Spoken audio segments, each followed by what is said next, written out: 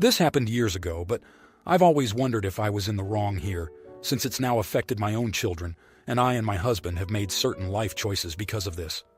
My biological father came to my wedding, this happened years ago, and got offended I danced with my stepdad during the combined father-daughter/mother-son dance.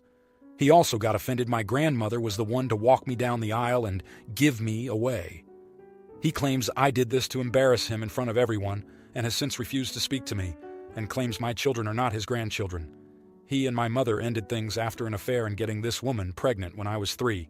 He saw me on and off until I was almost 5. It was much less after that, and the last time I saw him I was 7, and the last time I spoke to him I was 8. He married this new woman, and she hated me, and hated that I existed, and existed before her and her children. She hates my family, his parents and siblings, because they chose me and to continue a relationship with me over her wishes. She got a lawyer in hopes that he wouldn't have to give my mother child support, and was pissed when she found out he had to add me to his health insurance. He came into my life shortly before I became engaged and was married. We saw each other for the first time at a cousin's wedding, but days before his wife called me and not so nicely demanded I not go to my cousin's wedding because they were going. His oldest son found out and told her and him off, and he demanded that he wanted to know his sister, and so they were at the wedding, and I met my siblings for the first time. The younger 3 didn't even know I existed, just the oldest did. We saw each other sometimes after that, he and I never forming a full-on relationship since this lady hated me so much. I asked nothing from him and demanded nothing. When I invited him and his family to my and my husband's wedding, I got no answer. I called and asked if they were coming, and he never could say yes or no. I went on and planned the wedding without his response, and I expected him not to come since he never came to any other of my life events. Never called on birthdays either, or sent cards or letters. He called me hours before the wedding, as I'm having my hair done, to say that yes, in fact, they are coming and are on the road. I was surprised, but happy. But what happened at the wedding stopped any relationship we were building up to. My stepdad has been my dad since I was 4. That man has done all the things a father is supposed to do and loved me like his own. He wasn't perfect, but no one is. So when I planned on who I would dance with, my decision came naturally. Some have asked, well, why didn't you dance half him and half your real dad? And I just reply that I didn't even know the man would be there until the afternoon of. I don't think I did anything wrong or offended him. My father does. Am I the idiot? Comment 1. Not the idiot. If you knew he was coming, you could have told him in advance what your plans were beforehand, so he would know in advance. He wouldn't be walking you down the aisle, etc. So it's really his own fault he was offended. He's lucky there was even a seat meal, etc., for him at the wedding. I think it's very selfish of him. But did he think that you would just be walking down the aisle alone if you didn't show? He probably didn't consider any of this. Even if your stepmother acts in the way you described, he could still keep in touch with you regularly by text and phone call. Comment 2. Not the idiot. I would say, Dad, you feeling ashamed at not being in my wedding is not the same as me trying to shame you. You are welcome to be part of my life, but I barely know you yet.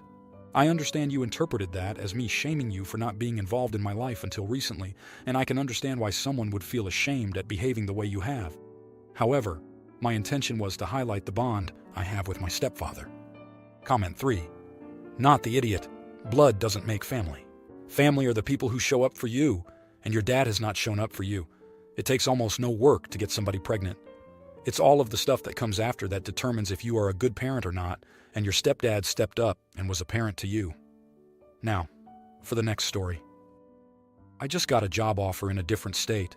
My husband works in a fly-in, fly-out camp, so it will not affect his work. However, my new job adds nearly $30,000 a year more to our budget. My in-laws live in a different state already and make an effort to see our kids. However, we currently live 8 blocks from my parents, and they are losing it. They are saying that I'm a horrible son for moving their grandchildren away from them, that they have grandparents' rights and all that. I told them that I would be willing to change my family's plans so long as they made up the difference between what I currently earn and my new job. I was even willing to go net. I wasn't asking them for my gross earnings, just the after-tax difference. They said it was ridiculous to expect them to pay to see their grandchildren. I asked them if they thought that my in-laws didn't pay for their flights and stuff when they visited. They said that is different. I don't think it is. Just because my parents can walk to my house, they think that seeing the kids isn't an effort for everyone else. My siblings have been calling me to say I'm an idiot for demanding money from our parents to see the children. I offer to let them pay me the money. I will be losing if I don't take the new job. Then they figured out my parents didn't tell them the entire story. Now there is a big family fight because one of them has a job that may require him to move, and my brother will likely move after he completes his postgrad. I don't actually want my parents' money. I just want them to understand the money they are asking me to give up. Now here are the comments. Comment 1. Not the idiot. It's not the 1950s anymore, and we don't have grandparents/parents/kids all living in the same household or even the same town anymore. With the modern economy, the nuclear family is now the norm and not the exception. You have a fantastic opportunity for a new job with much better pay. The only people that can make the decision on whether or not to pursue that opportunity are you and your spouse. If you decide that taking the job is the best thing to do, you do it. Simply tell your parents this is too good an opportunity to pass up. You understand that they are down because they won't be able to see the grandkids as often, but your door is always open for them when they want to visit. However, you need to take advantage of this opportunity so you can provide for your family in the best way possible. If they can't understand that, they are just being selfish, expecting you to tailor your lives around them instead of doing what's best for you and your children. Comment 2. Not the idiot. My mind is boggling that parents would really want their kid to give up a promotion that would make his life better so as not inconvenience them. I saw a study once that also boggled my mind. It was a survey-type study sent out to family households. It was a bunch of hypothetical questions, but this one stood out to me. If you had the power to choose, which of these would you select? Your child moves far away from you, but would be happy, or they live near you and be unhappy. 85% of the respondents chose for their child to live near them and be unhappy. The mind truly boggles. Comment 3. Here's how your parents are planning your life. 1. Turn down job improvement and stay near them too. They will live their normal life while you are making an insufficient salary. 3. Parents will die. 4. You never have the ability to bring your missed opportunities current. You will never recoup the lost wages, nor have the ability to improve your standard of living going forward because you will be too old. See how that works? Now, for the next story. Our wedding is going to be in April, and I'm currently ordering the last details, including the wedding cake. I talked to a good friend about it, and she was offended that I thought about only ordering it big enough for my fiancé and me. My reasoning?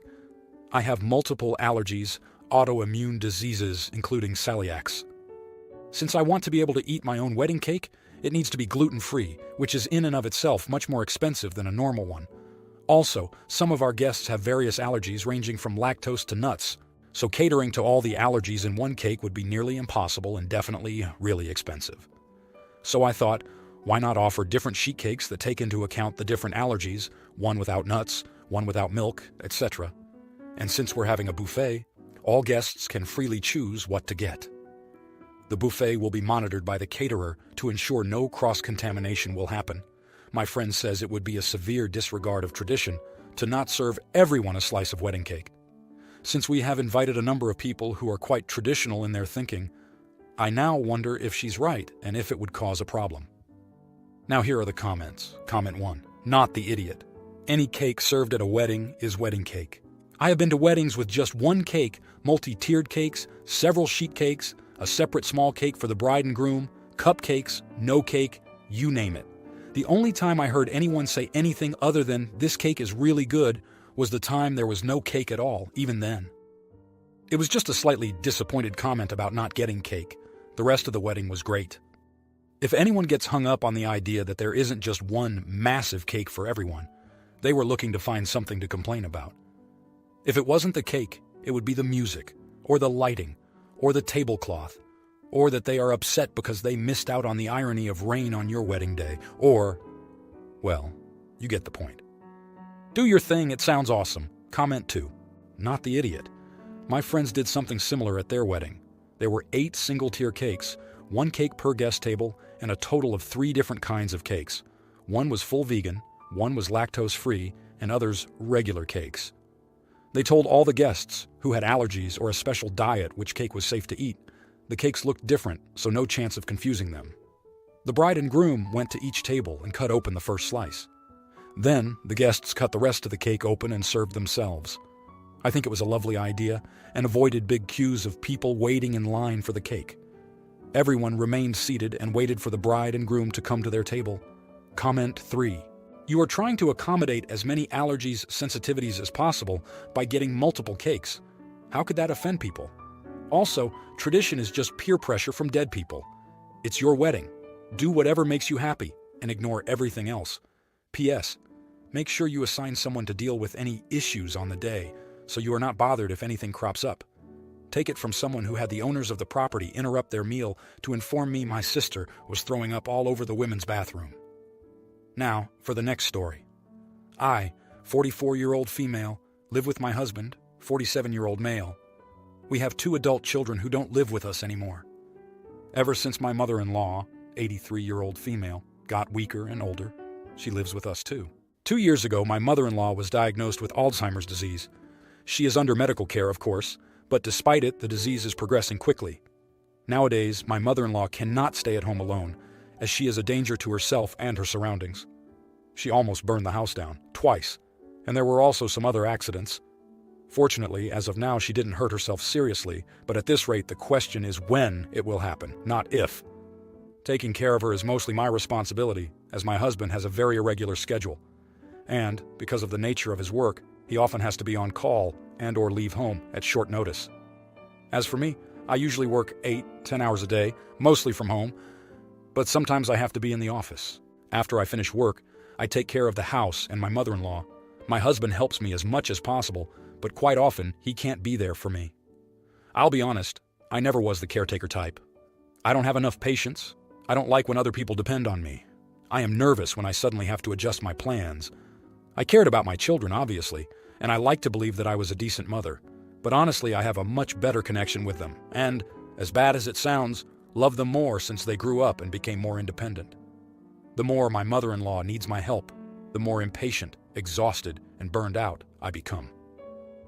I do my best to not show it, but the situation really wears me down, and I am well aware that with time she'll need even more attention and patience. Admittedly, given that I cannot always work from home and my mother-in-law can't be alone, I have constant problems at work, which upsets me as I cherish my work and career. Given everything, I want to put my mother-in-law into a nursing home. Obviously, before I do so, I'll research and choose one with a good reputation and qualified staff. My husband has mixed feelings about it, which is understandable as she is his mother, but he says that given that I'm the one mostly taking care of her, the final decision is mine to make.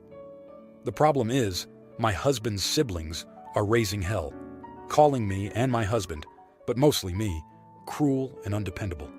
They say I should just hire a nurse or something. I don't want to let a stranger into my house. And I don't want to be a caretaker at all.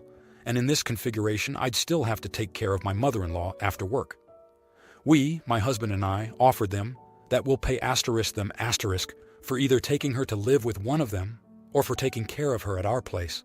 But they weren't interested, citing that it's too much responsibility and they have their own lives. But that's exactly why I considered the nursing home in the first place. Am I the idiot?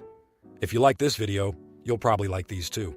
Also, while you're here, please consider subscribing. It's your support that keeps this channel alive and allows me to make better and longer videos. Have a great day.